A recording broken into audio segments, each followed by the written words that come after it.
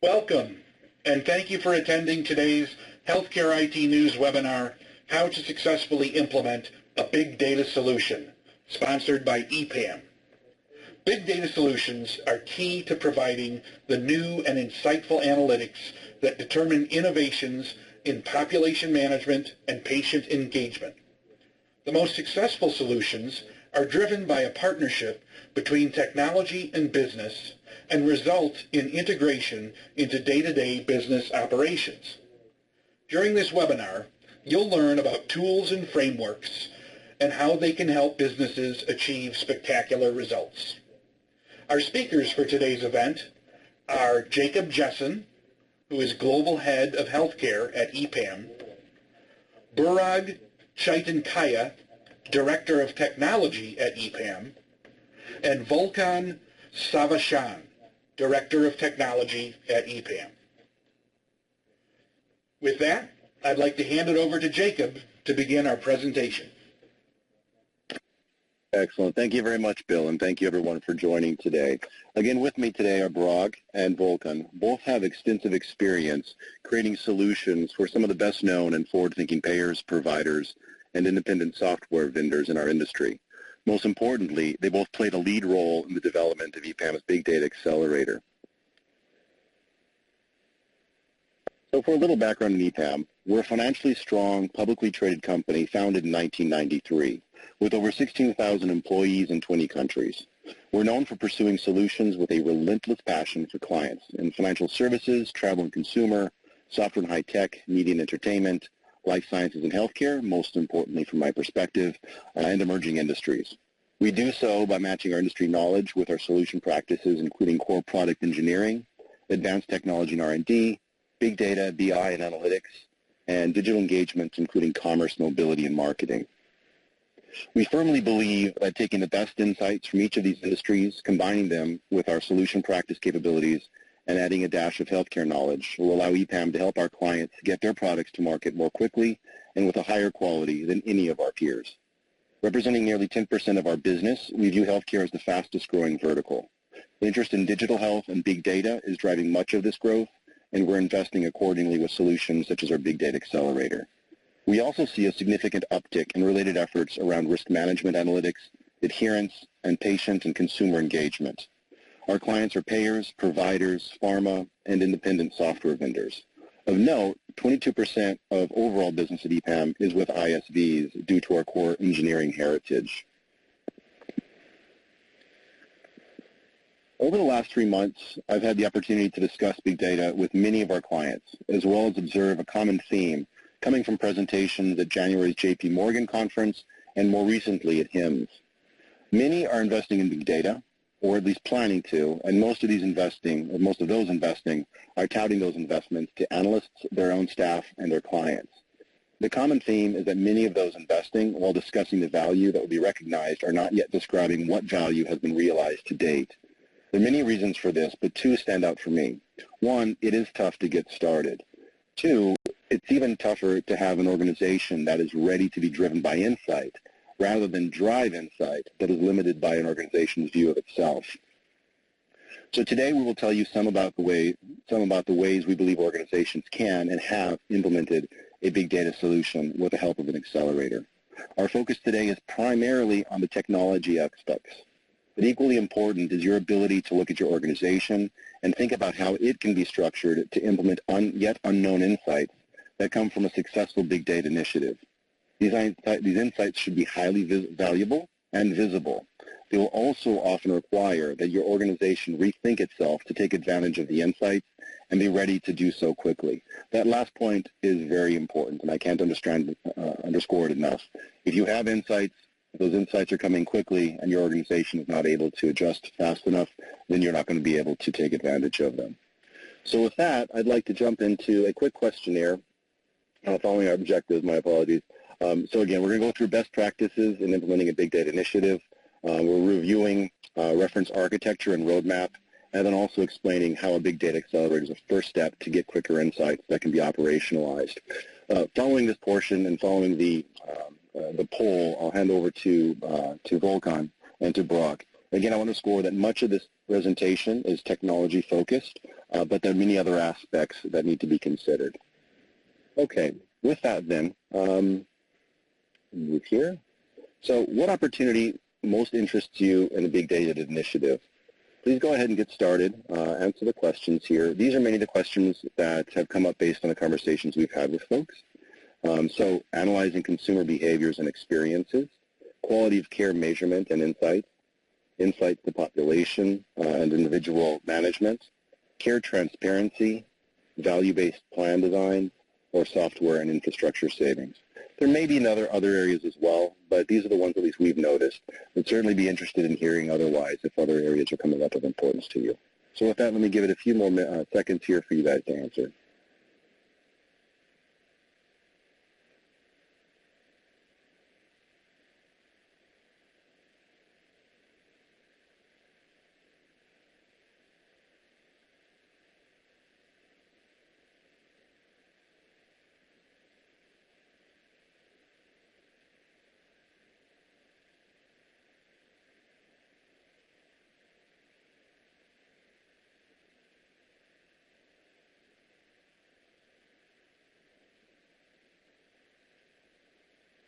Okay, very good. Thank you for your responses. We got most everyone has added in here. So the response that we see most prevalent here is insights to population and individual health management. That's very interesting to see, largely because many of the conversations that come to us are really around population health and the many aspects around that as well. I think we could probably all have a webinar specific to population and individual health, big data, security, sharing information, what have you. So it's exciting to see that's the most prevalent response from everybody. All right, with that, let me stop talking as the head of healthcare and pass it to the folks that really know what they're doing. Volkan, please, the stage is yours. Thank you, Jacob. I'm Volkan Savaşan from EPAM, and I will talk about today about how big data is typically introduced into healthcare organizations and how it fits into the existing enterprise and business architecture. Then we'll explore a bit in terms of how to manage the process, how to identify and address architecturally significant decisions. And finally, I will also talk a bit about some of the common challenges that we see our clients face when they try to deploy big data solutions. With that said, let me move on to the next slide, and let's start by looking at a high-level architecture for healthcare companies introducing big data into their environments. On the top of the diagram, you will see more on the traditional side, traditional data sources. These are typically managed by existing data warehouses, data marts, and also typically connected with systems of analytics and systems of engagements. The analytics might include reporting, which is traditionally a key component in any enterprise architecture. Also, some level of predictive and exploratory analysis can be seen. In terms of systems of engagement, and here we are talking about enterprise platforms such as member portals, patient portals, mobile apps, internal applications like EMRs or care management platforms. Typically, with these, we see the integration between data stores, and these systems are more on the transactional side. On the bottom side of the diagram, then, we can see some of the emerging data sources. Some good examples are geolocation data, social data, device data, clinical notes, logs, and such.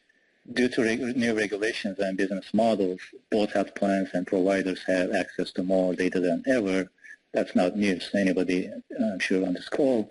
And some of these emerging data sources just add to the overall volume and variety of the data. And also, many of these new data types are unstructured, and they require fundamentally different approaches to process and analyze and make sense of. So this is where the big data comes into picture. Let's talk about the insights portion. From a business perspective, there are two types of insights that are generated in a big data platform. One type is ad hoc insights. These help with executives making directional and strategic decisions as needed. Sometimes these could be one-off reports. Other times, maybe more exploratory efforts. The other type of insights are operational insights. These could be fed into systems of engagement to drive system customizations. Some good examples are like personalizations, workflow updates, behavioral interventions via messages and alerts. So one is more on demand, more manual and feeding into the bigger picture. The other one is more operational and have rather immediate impact in terms of the individual touch points with your both internal and external users. What we are seeing typically with many of our clients, data gathering aspect of big data is kind of getting importance and maybe some part of the analysis, but operationalizing the insights are kind of taking a back seat, which is actually one of the more important aspects of any big data solution. So to get to that point, what we are seeing is an iterative process of understanding data and applying it to business processes comes into picture. In order to successfully operationalize a big data solution, healthcare organizations need to bring together cross-functional teams that include, for example, experts from the IT, business, and data groups. And this somewhat requires a change of thinking regarding how data is used in organizations. Marrying the technology and business processes to gather insights intuitively, asking the right questions, implementing technology solutions, testing insights, and feeding them back into the operational systems to drive more business change is key to building a successful big data platform.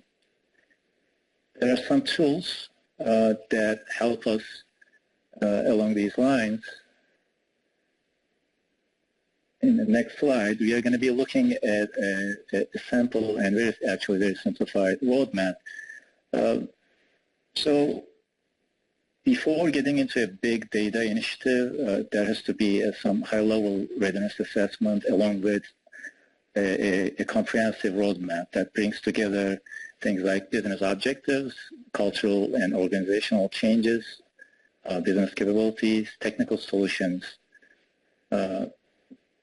and especially the technology side has to be thought about at the program level, not just a one-off technology project within an organization.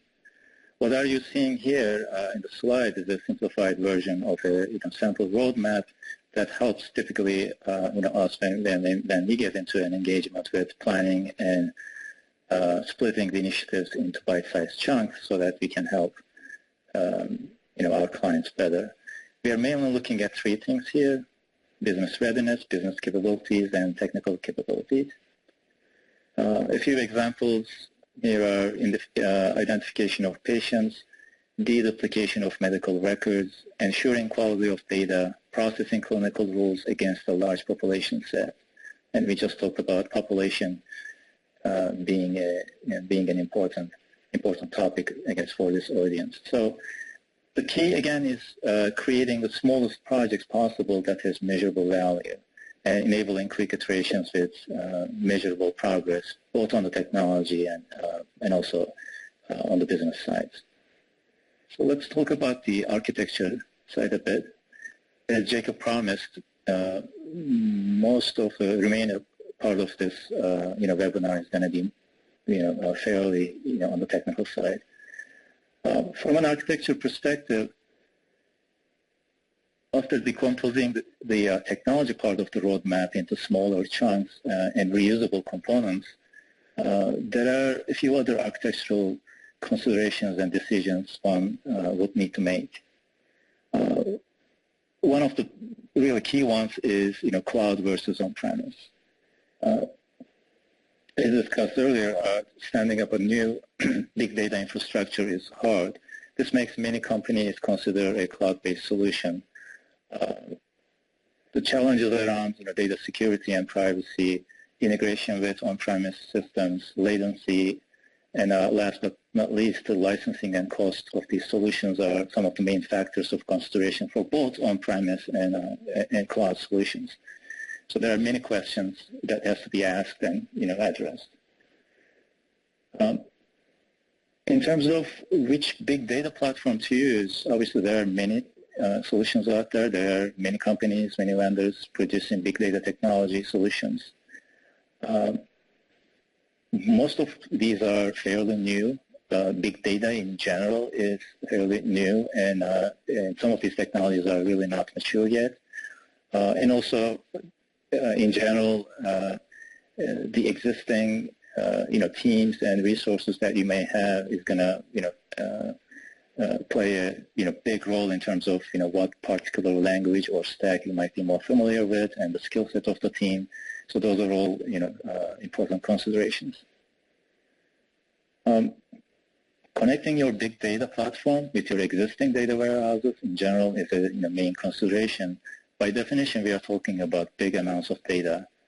And depending on the infrastructure and where your big data platform is going to end up with, either cloud or on-premise, and even in the on-premise scenario, the proximity of your new big data infrastructure and your existing data warehouse, there are many considerations around moving the data back and forth in and out of your new big data platform.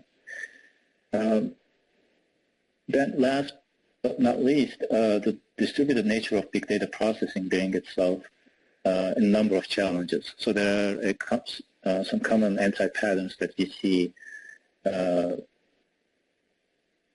especially around services.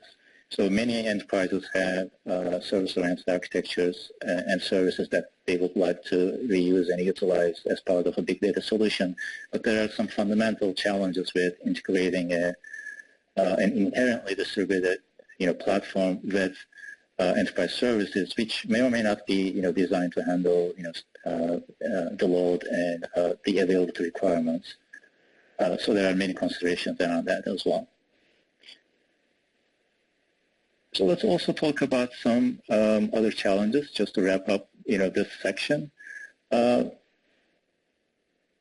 thing is another typical challenge is data sources.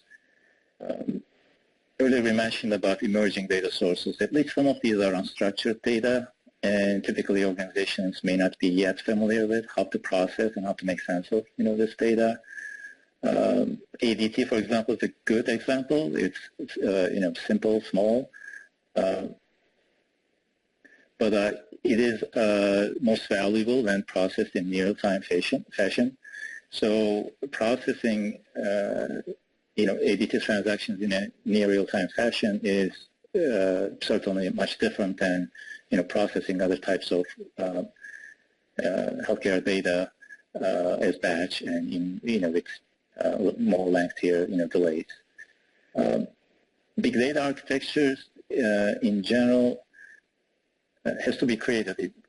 Like all the other architectures, ideally you would like to create a big data architecture that can actually support your immediate business needs, as well as can be extended in a way that can be extended for future needs. So standing up a brand new big data architecture and infrastructure and considering all of these use cases and then making that initial investment actually go a long way in terms of addressing your long-term business goals, it can be a challenge. Migration of the data, earlier I mentioned about connecting your big data platform into your existing data warehouses, but migration of the data from, again, those systems into your big data platform and having that two-way data exchange might be another challenge. Operationalizing the insights produced by the big data is, again, a key challenge that we are seeing.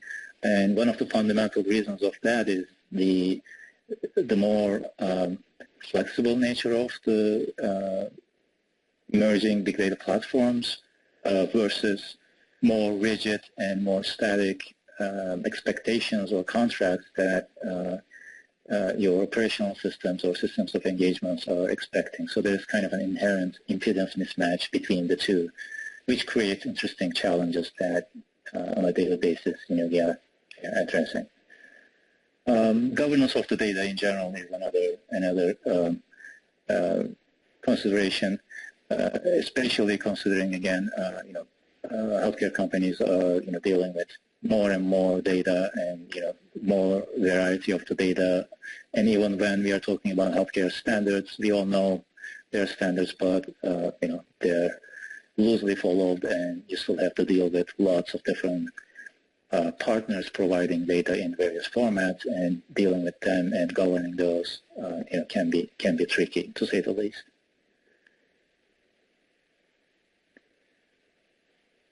So over the years, to address some of these challenges that we just talked about, and many others, and working with our clients, EPAM has observed a lot of patterns as well as anti-patterns in terms of implementing big data solutions. And this is not only from healthcare industry. There's obviously a ton of experience in the healthcare world, but EPAM has experience in many other industries. So cross-industry pollination in terms of the ideas and technology and experience has helped us basically put together an accelerator that helps our partners make the right decisions, and so that we can prevent making architectural expensive mistakes. Burak is going to get into the details of the accelerator and really talk about in more detail about the technology aspect of this. But in general, the accelerator is basically it's an implementation of blueprints, reduced components, and best practice guidance. Just a few highlights I would like to mention that we are going to be touching upon in a bit is a few of the components. For example, one is an integration with the rules engine. This is one of the common challenges we have seen in the industry, that there are many use cases around usage of a rules engine, but there are also many challenges in terms of integrating a big data platform with a rules engine, especially via a service-oriented architecture. So we have solutions, and Burak is going to go into detail around that. Terminology services and integrating those are, again, a common pattern. So our accelerator does that out of the box to facilitate data and clinical rule management out of the box. HL7 data, parsing, processing that data, especially considering the variations and non-compliance to standards, that can be tricky. Out-of-the-box adapters, a number of adapters actually that deals with different types of HL7 data that helps us easily process and easily be able to query that data. And also, the last one I want to mention before I hand it over to Burak is, there's a data quality layer that allows us to ensure that any incoming data adheres to expected contracts, and provides this one provides a mechanism for us to submit feedback to the data sources and make sure data is quality. So I'll stop here and let my colleague Burak Çetinkaya do a deeper dive into the components of the big data solution. So take it away, Burak. Thanks, Volkan. So what I will try to do in this section is to go through some of the specific challenges when introducing big data into a technology environment, and how we have addressed some of these challenges over the years by creating an accelerator. So let me just go and give a quick overview of what we call the accelerator. So there are multiple architectural approaches when introducing big data. And in order to be able to create a sustainable solution within your enterprise, what we wanted to do is to create a set of blueprints, that are architectural blueprints, along with a set of out-of-the-box components that are working on top of existing Hadoop infrastructure that would address most of the common scenarios that you will see in healthcare organizations' implementation of data analytics and data processing pipelines. So before I get into that, I'm going to try to create a bit more context building on what Volkan went over previously. So how is big data architecture different? You may ask. Most of us have been doing data analytics and data processing for a long time. There are a few areas that we need to keep in mind when we start considering big data. One is the changing technology. as Volkan mentioned, there are different technologies getting introduced to the mix every other month or so, and most of them are not that mature to be able to deploy to production environments. So understanding the change of technology and adjusting to that is a challenge.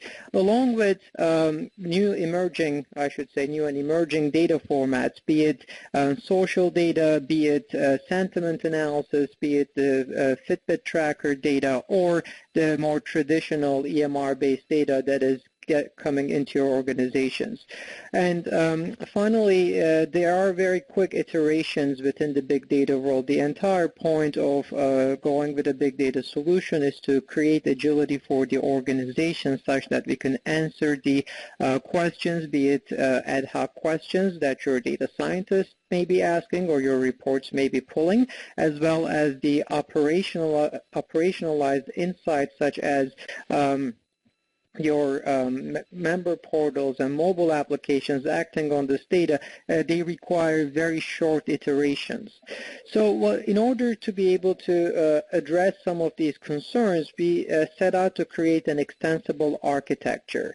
And the main goal of this architecture was to be able to address the batch processing that happens in most of our organizations, as well as near real-time processing that happens mostly nowadays on the mobile applications, web applications. So I'm just going to try to explain the architecture a little bit. On the left-hand side, you're seeing data inputs. Be it device data, be it provider organization data, hospital systems, smaller provider organizations, or HIEs providing medical data. And on the right-hand side, you are seeing two groups of applications, reporting and analytics applications that may be creating frequent reports on a nightly basis, weekly basis on existing rules, as well as systems of engagement such as your consumer applications, clinical applications that take more of a transactional view of the world. And also here I should probably mention some or most of your organizations nowadays, there may be data scientists working against your available data to look for patterns, extract insights. So in this you are seeing different color boxes, and the light green color boxes that you see on the screen are the actual components that Volkan also mentioned that come out of the box with the EPAM's Healthcare Data Accelerator. Now, what we try to do with this entire setup is to be able to create an architecture such that we could address different use cases in organizations. So what you're seeing in the middle of the diagram is what we call the scenario processing. This is the heart of the big data platform accelerator that we created, such that you can mix and match the components that come out of the box to address the specific scenario you are trying to implement. So with this, I'll try to put everything in context of a single use case to give a little bit more insight. Let's suppose we are trying to create care gap analysis for our population, and we are getting information from multiple hospital systems, multiple devices, and also user-supplied data. In this scenario, this data would come to us, let's say, every week, and we would put this into our raw area in the batch layer on the bottom, and we would create a specific scenario that would combine HL7 parsing along with rules engine integration and identification to be able to run the rules against the population to identify the care gaps for the entire population set. Now, one thing that is, and we've mentioned this before too, one thing that we have done is we have integrated these open source components such as rules to work on top of the Hadoop infrastructure, which is inherently parallel. So by doing so, we were able to bring down the execution time from days to mere hours. And what happens after the scenario is processed, the data actually gets pushed into a refined area. And over here, what we could create a 360 view of the patient along with the care gaps. And the data then is actually pushed into a serving layer that's in the middle. And all your reporting and analytics applications along with the member portal applications now have access to this data to display it on the portal, display it on the mobile application. But usually the feedback loop doesn't end there. As the users, be it physicians or patients who are using your application come in and interact with the applications, they actually want to provide feedback to close the care gaps, provide additional information.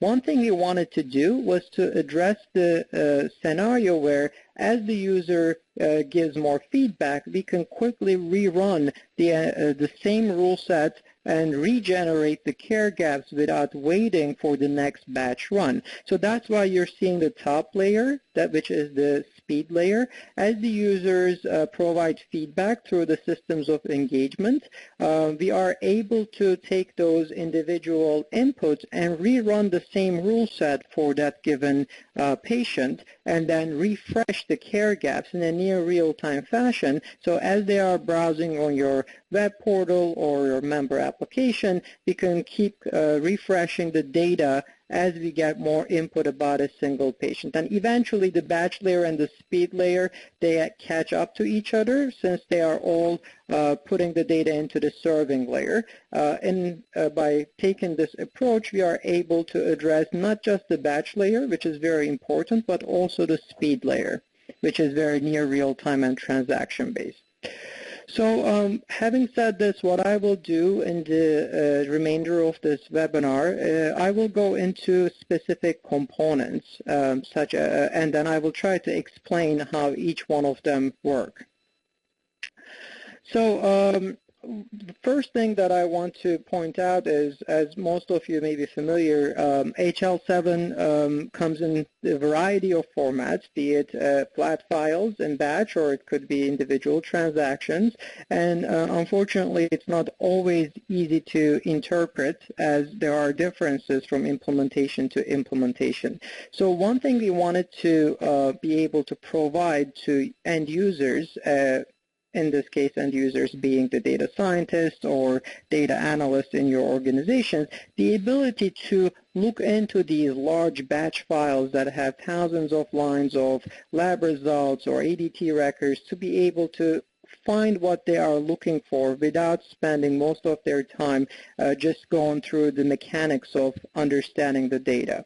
So we integrated an HL7 parser right into Hadoop. So as your flat files are dropped into Hadoop, we are able to write queries against those flat files using SQL-like language and getting results such that your data scientist or folks interested in the data can ask simple questions such as, I want to look for a specific test code with a specific test result and all of the lab results, and I just want to see where there is a pattern. This is extremely useful in scenarios where there's exploratory analysis happening against the data, and we are not 100% sure what we are looking for yet, and the agility in which we can interact with this data and how quickly we can get the results do help quite a bit in terms of creating those ad hoc insights and then later operationalizing them.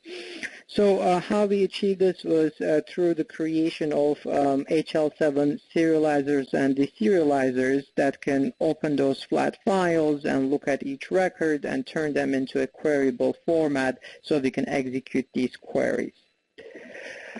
So on the receiving side of this data, what we have also done is we, after we process the data in this manner, we execute some projections such that the data is transferred to a table-like structure where folks who do not have the Hadoop skills can also go and interact with that data just like they were doing with the more traditional relational databases.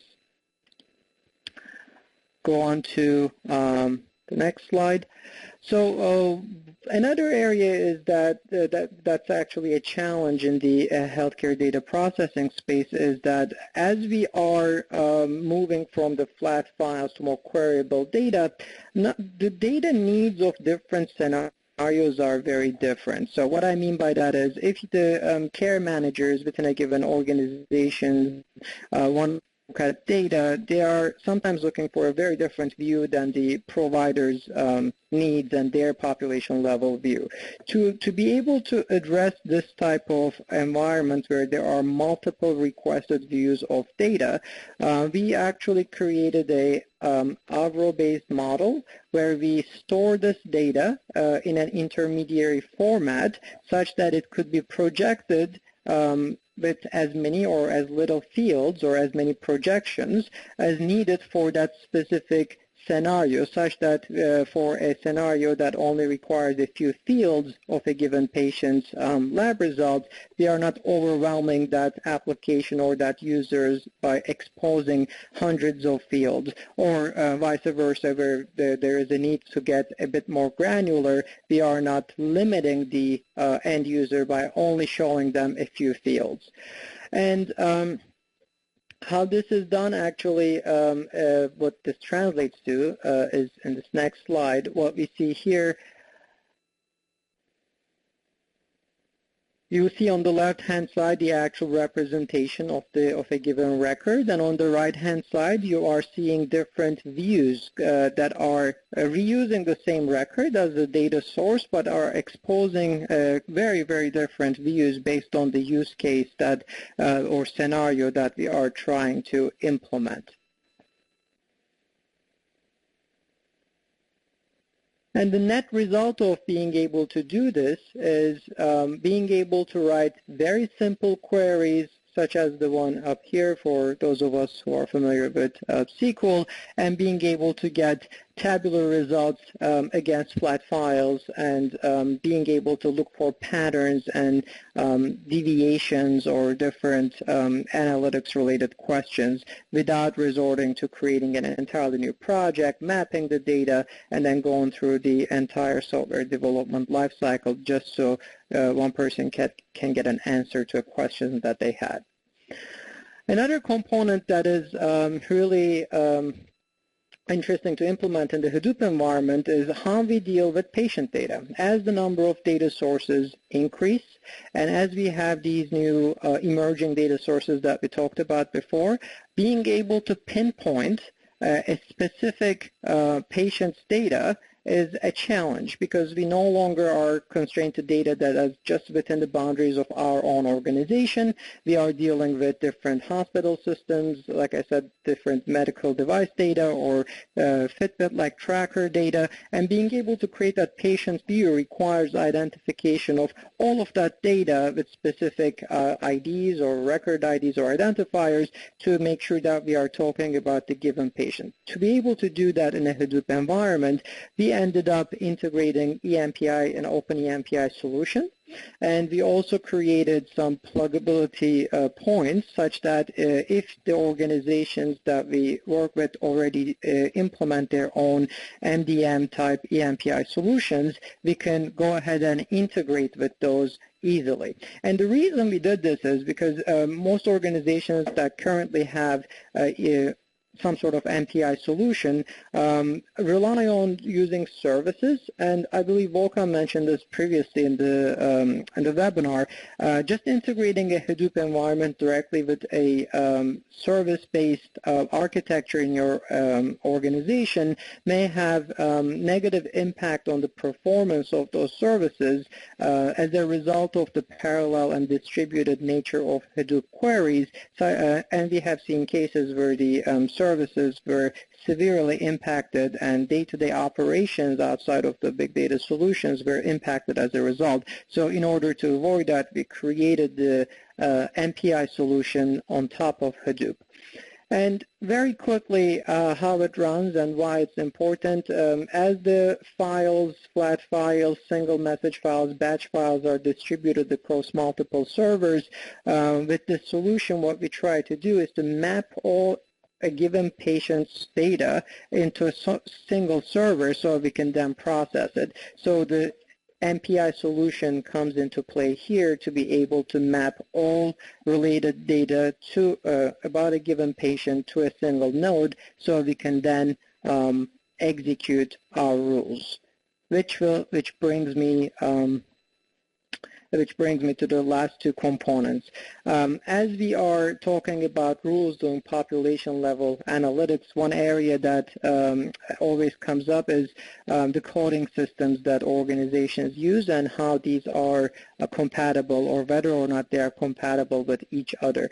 To be able to address this, what we have done is we integrated 3M's HDD Health Data Dictionary solution into Hadoop, such that internally your organization can fix all the rules to be written against a single coding system, and all data that comes in a different coding system from your data partners can and will be translated into the target coding system in which the rules are written.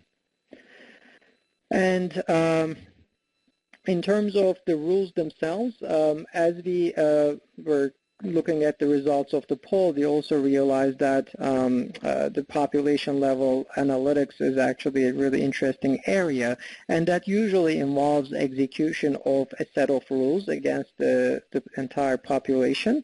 And to be able to do so, what we did is we integrated a very prominent open source rules engine called Rules into Hadoop.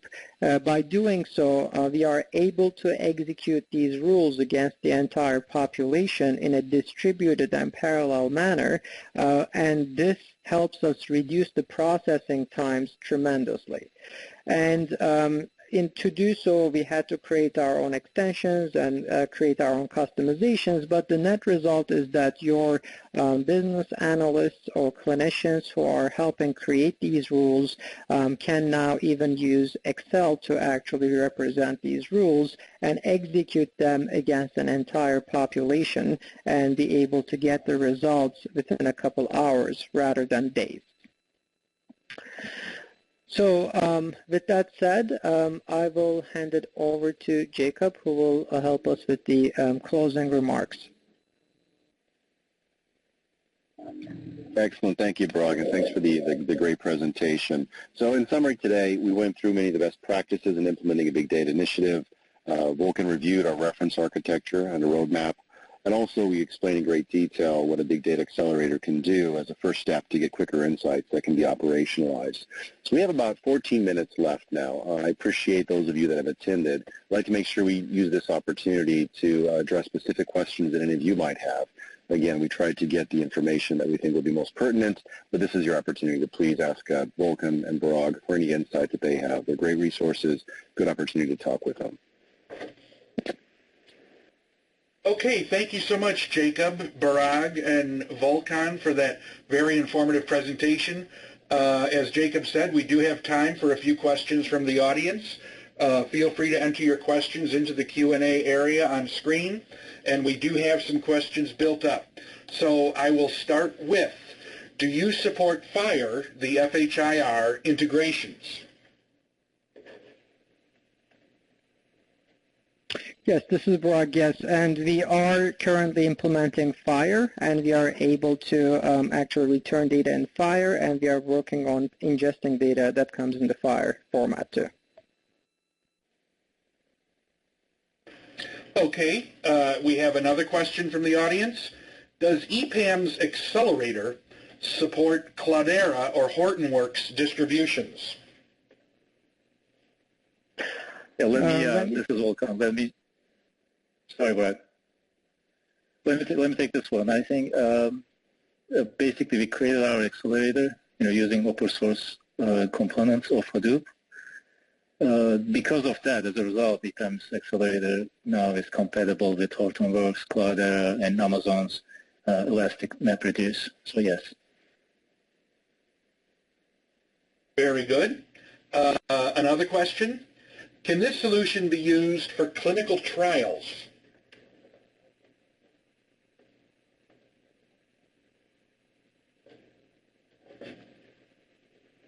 Yes, I will answer this. Yes, of course, because we are supporting all medical data standards and we are supporting running on HIPAA compliant infrastructure, the solution can be used for medication adherence or any type of clinical trial that is executed against a large population. Okay, that's good to know. We have another question from the audience. What is the licensing model for EPAM's Big Data Accelerator?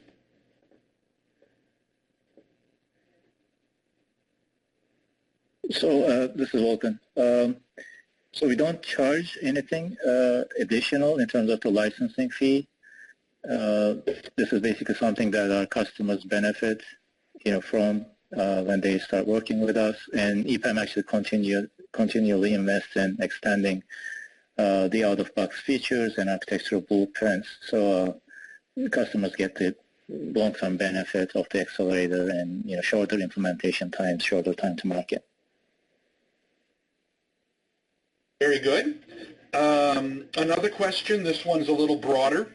How long is a typical big data project? Yeah, I'll take this one. Yeah, actually, this is a very broad question. So depending on the existence of your Hadoop infrastructure, availability of data sources, and sample data, and also the business scenarios that you would like to implement, it can vary between 6 weeks being the shortest and 6 months that I have seen as the longest single project that actually delivered some value to the organization. And also depending on the integration needs to consume the insights. This is what Volkan was talking about before, be it ad hoc insights or operational insights. There may be additional development needed to create those integrations, and that may result in additional development time. So the answer is going to be greatly dependent on the specific context in which this is being implemented. Okay. And another audience question. Can this be integrated with Internet of Things devices that results in the influx of massive data from various disparate sources? Yes, this is Parag again. Absolutely. This is one of the areas where a big data solution is tremendously helpful because we now have the power to process millions of records in very, very small time. So the specific mentions I was trying to bring up about the Fitbit and device data are actually examples of closer examples to IoT type implementations, and even if the data size increases due to the elastic nature of Hadoop, we can definitely scale horizontally as the data size increases and keep the same SLAs and performance as we do so. Excellent. Another question from a member of the audience. How effectively does this tool parse and normalize? Oh, I'm sorry, my screen just shifted there. How effectively does this tool parse and normalize HL7 and CCD data for ready use in the database? So we have worked with specific HL7 transactions, and we have created customization points such that by updating a few configurations, we can actually parse any specific HL7 coming from any specific hospital system or EMR system, because as you all may know, there are nuances in working with different organizations that choose to implement the HL7 standards a little differently based on what software stack that they use.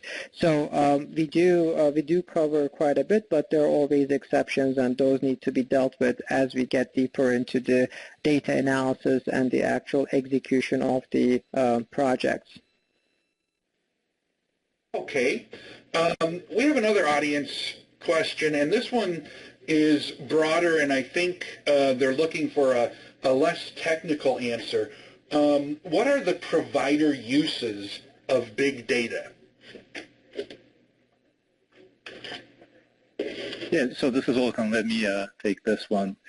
I think a few examples come to mind, right, based on our experience. So certainly ACOs and maybe larger health organizations with like disparate data sources or various EMRs are using big data to be able to do population level analysis, basically getting together all of that data from disparate sources and then do the analysis at that level. Life sciences research related work that needs to analyze large amounts of data. Patient reported clinical data processing. This is, we talked about including device and tracker and apps applied data. So these are, I guess, typical typical scenarios. Very good. Here's another question. How do you work with organizations to ensure accurate and well-defined requirements to ensure needs are fulfilled and leveraged?